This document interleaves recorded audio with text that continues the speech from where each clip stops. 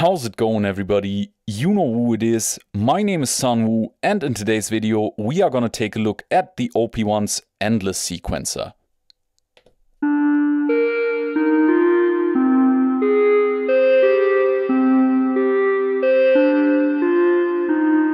Aside from maybe the finger sequencer, the endless sequencer certainly is one of the most used sequencers inside the OP-1 for me. It has a lot of weird functionality, it's very creative and can be frustrating at times. But let's get into the details and take a deep dive into the endless sequencer. So when you start out with the endless sequencer, it might look something like this. There are no notes entered, nothing will be played. So let's enter some notes by pressing Shift and playing a scale.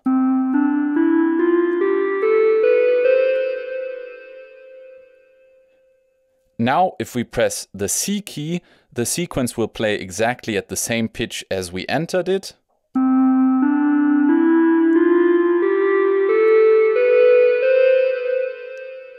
And if we press a higher key or a lower key, the sequence will be either transposed higher or lower. Let's transpose it up by 1 octave and play a higher C.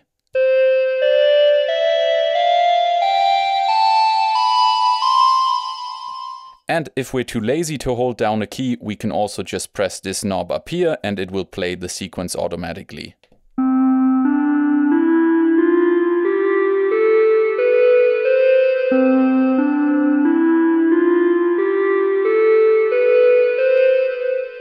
Alright, next let's get to the different parameters that we can control in this sequencer, starting with the blue knob right here, which is the tempo of our sequence, so quarter notes,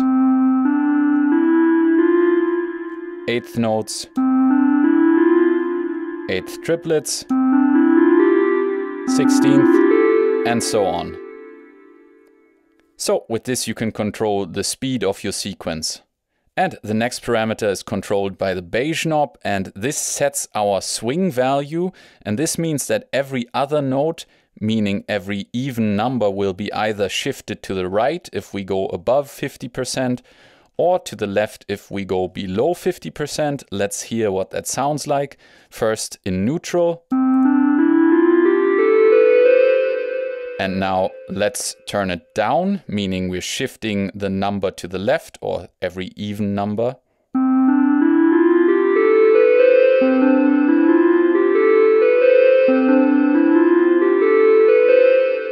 And now to the right.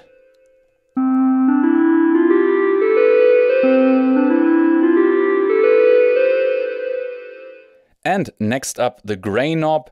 And this is where things get really exciting, because up until now our sequence has played as we entered it, meaning it played step number 1, 2, 3, 4, 5, 6, 7, 8 without any pauses, without any hiccups, in a very even sequence. Now with the gray knob we can switch this sequence up or change the playback pattern in a very interesting way. As you can see, if I turn the knob, you will see various different patterns in a kind of dot matrix. And these different dots mean, so they're either very light dots or very grayed out dots. And this means that at a white dot or at a very light dot, a step will be played. So in this case, step number 1 will be played, and then we have a grayed out dot. And that means after the first step, there will be a pause that is 1 step long. And then we have a light dot again, and that means that the next step, meaning number 2, will be played. So now it would go number 1, pause, number 2, number 3, pause, number 4. And let's do this in a very slow fashion so we can hear and see it.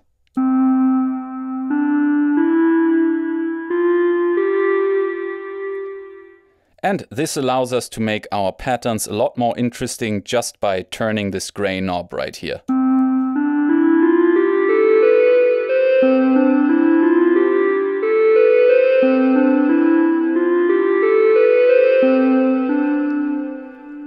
And one cool thing about is that now we have an even number of steps entered, meaning 8 steps, but we only have 7 dots right here, and that means that the pattern shifts within the entered sequence, and therefore it doesn't always sound the same. It moves organically in and out.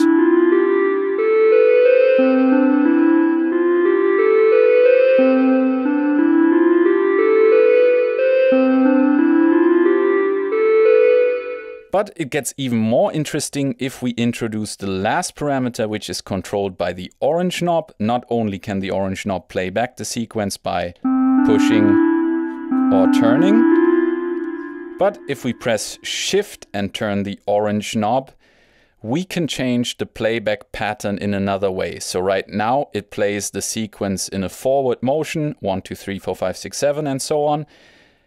This is randomized, and this is playing it in reverse, meaning starting from 8, 7, 6, 5, and so on.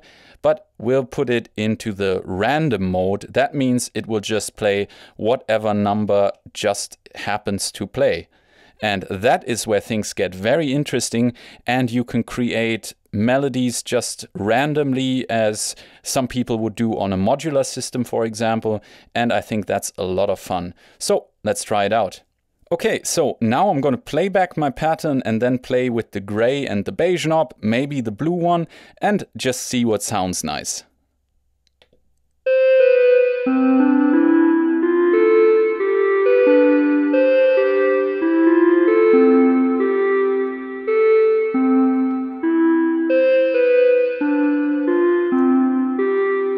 And what I recommend while doing this, you can just record to tape.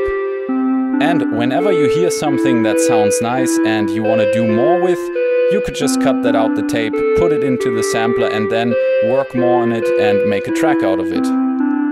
But for now, let's stop this and this. Alright, let's get to some basic functionality that I've ignored so far. Not only can we enter single notes like this, but we can also enter these notes as a chord. That's done by holding Shift, pressing the first note and hitting the second note while you are still holding down the first one, like this. And now we've entered a chord.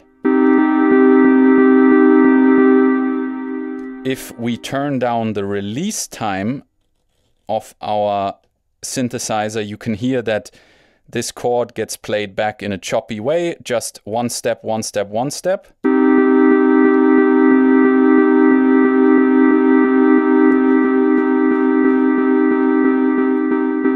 Like this.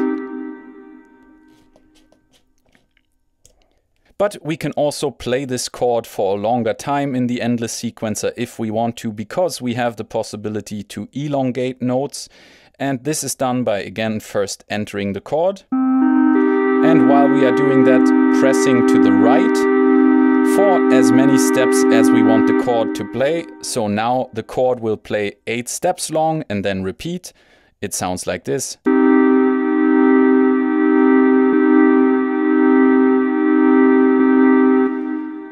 And this is a very cool feature, because with this we can do the old school chord chromatic playback technique that has been used in a lot of techno songs and such.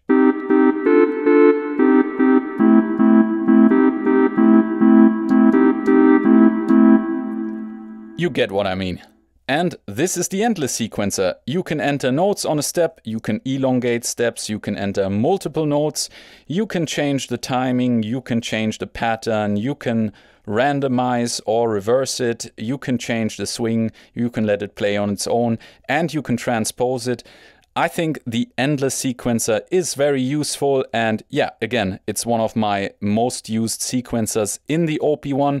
Let me know down in the comments if I've forgotten anything. How are you using the endless sequencer?